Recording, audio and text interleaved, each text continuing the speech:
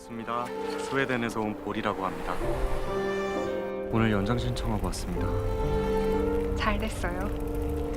올해가 마지막인 줄 알았는데 앞으로 우리 조금만 더 자주 보고 더 오래 봅시다.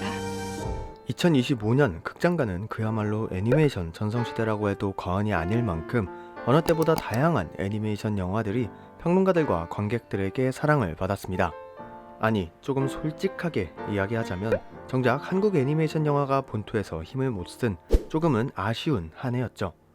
대사나 특별한 서사 없이 오로지 동물들만 나오는 작품 플로우는 아카데미 장편 애니메이션 수상이라는 필모와 실관객들의 입소문에 힘입어 한국에서만 15만 관객을 동원했고 TV 시리즈로 캐릭터와 세계관을 안정적으로 구축한 뒤 메인 이벤트가 되는 에피소드에 영혼을 갈아넣은 작화로 액션과 캐릭터의 생명을 불어넣어 흥행에 성공한 극장판 귀멸의 칼날 무한성편과 극장판 체인소맨 레제편은 각각 500만 명과 300만 명 이상의 관객을 불러 모으며 확장성을, 넷플릭스의 K-POP 데몬 헌터스는 글로벌한 파급력을, 주토피아2는 1월 4일 기준 누적 관객수 800만 명을 돌파한 압도적인 흥행력을 과시했습니다.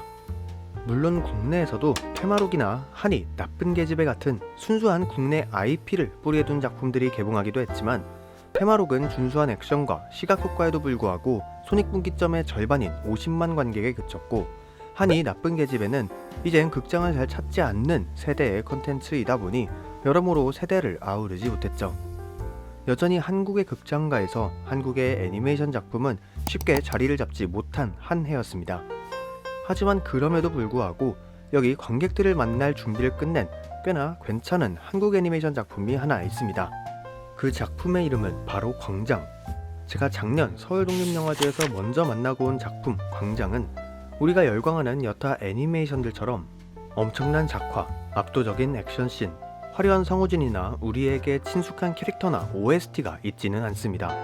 오히려 넓고 낯선 광장 속에서 이방인이 된 듯한 외로움과 쓸쓸함, 계절감이 담겨 있을 뿐이죠. 하지만 이 모든 장면들마다 느껴지는 애정과 마치 우리 옆에 있을 것만 같은 순수하고 평범한 캐릭터들, 이들의 이야기를 통해 건네는 담담하고도 따뜻한 시선에서 저는 한국 애니메이션이 가야 할 새로운 길을 비췄다고 생각했습니다. 오랜만에 서론이 길었습니다. 오늘은 제가 보고 온 작품 광장에 대한 이야기를 해볼 텐데요. 작품의 결말을 제외한 몇몇 스포일러가 포함되어 있으니 감상에 유의하시길 바랍니다. 너무 가까워지진 말게. 우리 이방인이잖아. 서복주 아직 만나나? 이제 안 만나는 걸로 알고 있습니다. 북한 평양에 파견된 스웨덴 출신의 서기관 보리는 낯설고 외로운 이국 땅에서 여러 감시 속에 고독하게 지내고 있습니다. 벌써 몇 번의 겨울을 보낼 만큼 적지 않은 시간을 보냈지만 외롭고 제한적인 이곳에서 꿋꿋이 머무르고 있는 이유가 있었으니 그 이유는 바로 외롭고 힘든 시간을 함께 보내주며 점차 마음을 열어준 평양의 교통보안원 복주 때문이죠. 하지만 일거수일투족 감시를 받기도 하고 또 언제 고국으로 돌아갈지 모르는 상황 속에서 복주와의 관계를 이어나가는 것은 여간 쉽지 않은 일입니다. 평양이라는 폐쇄된 곳에서의 이방인의 위치는 외로움을 넘어 자신과의 관계가 상대방에게 피해가 갈 수도 있기 때문이죠. 그렇게 언제 이 시간이 끊어질지 모르는 상황 속에서 복주와의 시간을 더욱 애틋하게 보내던 와중 기어코 스웨덴에서 복귀 일정이 잡혀버립니다. 엎친 데 덮친 격으로 갑작스레 복주가 사라지면서 보리는 얼마 남지 않은 평양에서의 시간 속에서 애만 닳기 시작하는데요. 한편 그런 보리 옆에서 통역관 신분으로 감시하며 보고하던 명주는 알 수 없는 자신의 마음속 파동과 당의 지시 속에서 고뇌에 휩싸이게 됩니다. 작품 광장은 실제로 북한에서 3년간 근무를 했던 스웨덴의 외교관 아우구스트 보리가 그간의 파견 생활을 너무 외로웠다고 한 인터뷰를 모티브로 제작되었다고 하는데 낯선 타국에서 가깝게 지낼 수 있는 이 한 명 없이 통제되어 있었고 그로 인해 유일하게 답답한 마음을 달랠 방법이 조용한 고속도로에서 자전거를 타는 것밖에 없었다는 이야기가 작품에 고스란히 녹여져 있습니다. 그도 그럴듯 작품은 시작부터 끝까지 인간이 느끼는 다양한 형태의 외로움을 여러 장치를 통해 표현하고 있는데요.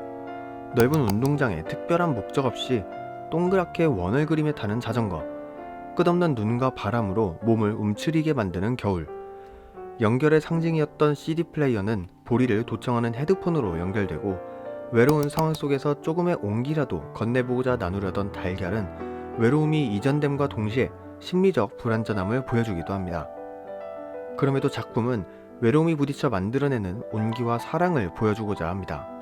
함께 가고 싶은 보리와 떠날 수 없는 복주, 그리고 이들을 옆에서 지켜보며 자신의 목적과 감정 사이에서 고민하고 괴로워하는 명준.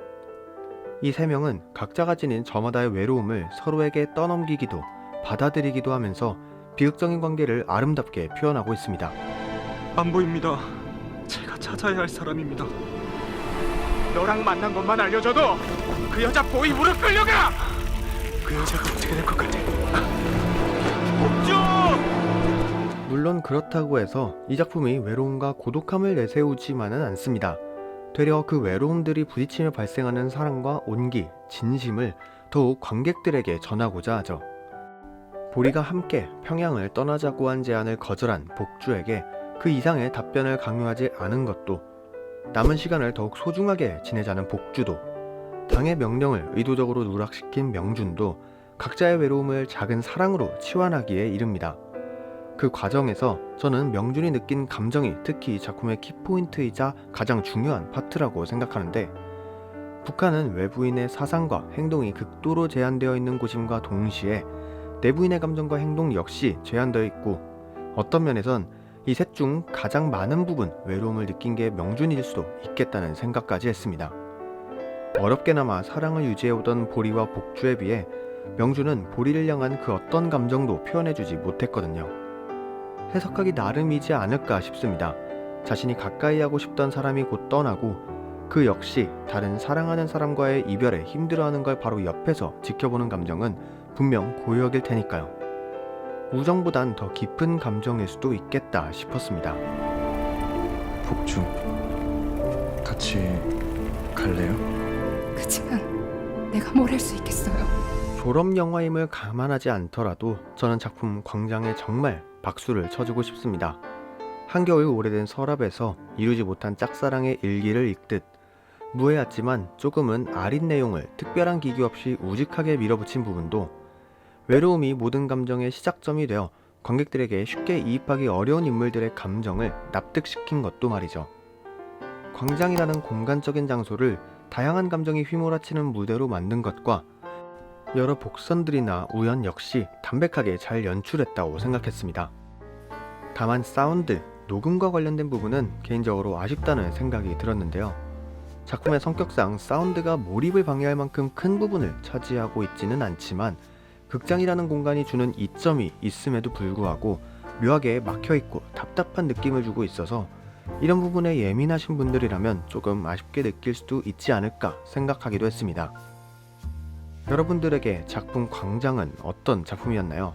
과연 김부솔 감독의 광장은 한국 애니메이션의 새로운 활로를 열어줄 수 있을까요? 훌륭한 데뷔작이었던 만큼 다음 작품 역시 훌륭한 작품으로 돌아왔으면 좋겠습니다. 지금까지 영화등대였고요. 저는 다음번에 또 다른 리뷰 영상으로 찾아뵙도록 하겠습니다. 감사합니다. 잘 가라고